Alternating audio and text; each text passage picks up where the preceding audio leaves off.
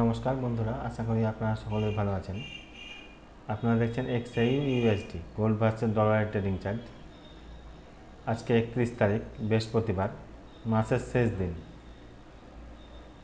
আজকে নিউজ টাইমটা নোট করেন, সন্ধ্যা 6টার সময় হাইলি ইম্প্যাক্ট নিউজ আছে।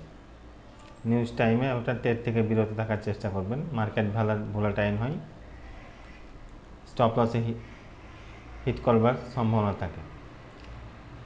আজকে মাসের শেষ দিন, তাই মাসের ক্যান্ডেলটাতেই আসা যাক। দেখুন, আজকে মাসের শেষ দিন আর মাসের ক্যান্ডেলগুলো ক্লোজ হয়েছে দেখুন উপরে উইক দিয়ে, মানে উপরে একটা সেলিং প্রেসার আছে, বোঝা যাচ্ছে সেলিং প্রেসার আছে, যাতে উপরে উঠলেই নিচে নামিয়ে দিচ্ছে, আবার উঠলেই নিচে নামিয়ে দিচ্ছে। উপরে একটা সেলিং প্রেসার আছে। এবার ডেলিতে আসা যাক। ডেলি ক্যান্ডেল দেখুন কি সিচুয়েশন আছে। দেখুন ডেলিতে আমরা স্ট্রাকচারের বেসিসে সেলে কনভার্ট হয়েছি। ধরা যাক এটা একটা লো, এ হাই, আবার লো, এ হাই, এই লো, আবার হাই। দেখুন এই লোটা যেটা আছে, এই লোয়ের নিচে কিন্তু ক্যান্ডেল ক্লোজ করেছে। গতকালকে যে ক্যান্ডেলটা ক্রিয়েট হয়েছে সেটা নিচে ক্যান্ডেল ক্লোজ করেছে। আমরা রিটেস্টে সেল দেখব। স্ট্রাকচার বেসে আমরা সেলে কনভার্ট হয়েছি। এবার আসা যাক H4 ক্যান্ডেলে। H4 ক্যান্ডেলে দেখুন কি সিচুয়েশন ক্রিয়েট হয়েছে। H4 ক্যান্ডেলে দেখুন H4 ক্যান্ডেলে আমরা কিন্তু সেলে কনভার্ট হয়েছি। ধরা যাক এটা একটা লো, এ হাই, আবার লো, আবার হাই,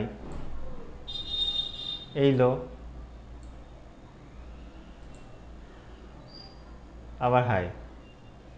দেখুন এই যে লোটা আছে, এই লোটার নিচে কিন্তু ক্যান্ডেল ক্লোজ করেছে।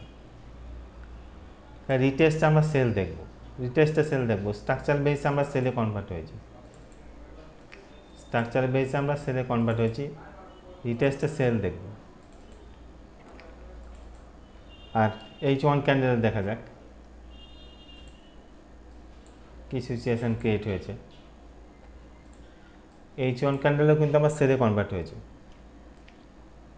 যতক্ষণ না এই লেভেলটা H1 এর ক্যান্ডেলের, এই 3300, 29, 35, এই লেভেলটা যেটা আছে, এই লেভেলটার উপরে যখন ক্যান্ডেল ক্লোজ করবে তখন রিটেস্ট আমরা বাই দেখব।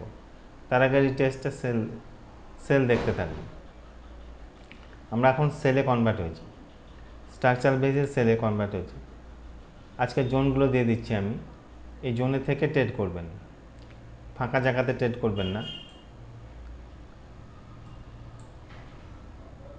দেখুন বাইং জোন আর সেলিং জোনগুলো দিয়ে দিয়েছি। 3295 এখন প্রাইস চলছে। উপরের জোনগুলো সব সেলিং জোন, নিচের জোনগুলো বাইং জোন। দেখুন এখানে একটা জোন দিয়েছিলাম 97 টু 98, 97 টু 98 টাচ করে নিচে নামছে। আর এখানে জোন আছে একটা M30, 83 টু 85, M30, এখানে বাই দেখতে পারবেন। রিজেকশনটা দেখবেন আগে স্টপ লসের সাথে। এখানে 85-তে বাই নেন, তাহলে নিচে 81-তে বা 82-তে স্টপ লস দেবেন। রিজেকশন দেখবেন, বাই কিংবা সেল নেবেন। এখানে তারপর জোন আছে 3301-2, এই জোনটা ইম্পর্টেন্ট জোন। এই জোনটা যদি ব্রেক করে তাহলে আমরা বাই অনেকটা শিফট হতে সম্ভাবনা থাকবে। এই যে এখানটা দেখুন, আপনার দেখিয়ে দিচ্ছি আমি।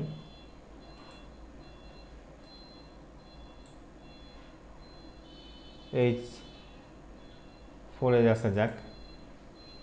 H4 যদি আসা যাক, দেখুন এখানে একটা জোন আছে বলেছি 3301-2, এইখানটা দেখুন একটা স্ট্রাকচার বেসে তখন আমরা অনেকটা বাই শিফট হতে পারি,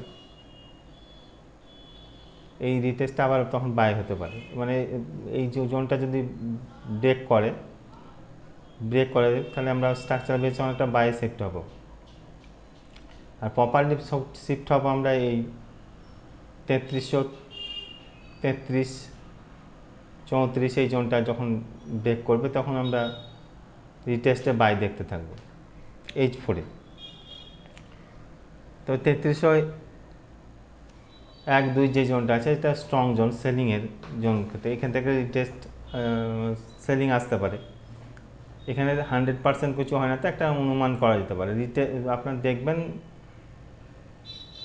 রিজেকশন দেখার পর এন্ট্রি নেবেন স্টপ লসের সাথে। এই জোনগুলো নোট করেন, জোনে থেকে ট্রেড করবেন, এই ফাঁকা জায়গাতে ট্রেড করবেন না। গতকালকে যে জোনগুলো দেওয়া হয়েছিল, উপরের জোনটা দেখুন এখানে যে জোন দেওয়া হয়েছে 3331-33, এখানে জোনটা বারবার টাচ করে নিচের দিকে নেমেছে।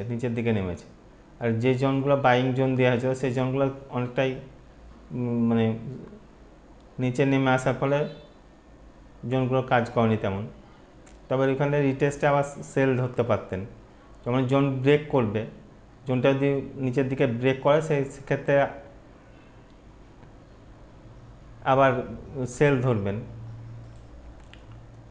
যখন নিচের দিকে ব্রেক করবে জোন, তখন রিটেস্টে আপনি সেল ধরবেন, রিটেস্টে তখন সেল ধরবেন। যেটার দিকে ব্রেক করে দিল তখন রিটেস্টে আবার সেল ধরবেন।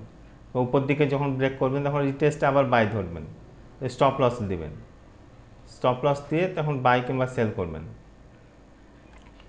উপরে ব্রেক করলো, সেক্ষেত্রে এই জোনটা যখন ব্রেক করলো, আমি যে ধরুন 3345-46 যে একটা জোন আছে, এই জোনটাকে উপরে ব্রেক করলো, H1 ক্যান্ডেল বা M30 ক্যান্ডেল, M15 ক্যান্ডেল যদি উপরে ক্লোজিং দেয়, রিটেস্টে আবার এখানে বাই ধরবেন, বাই ধরে উপর নিচে স্টপ লস দেবেন। সেরকম সেলের ক্ষেত্রে যদি নিচে নেমে যায় তাহলে রিটেস্টে সেল ধরবেন আর উপরে তখন স্টপ লস দেবেন।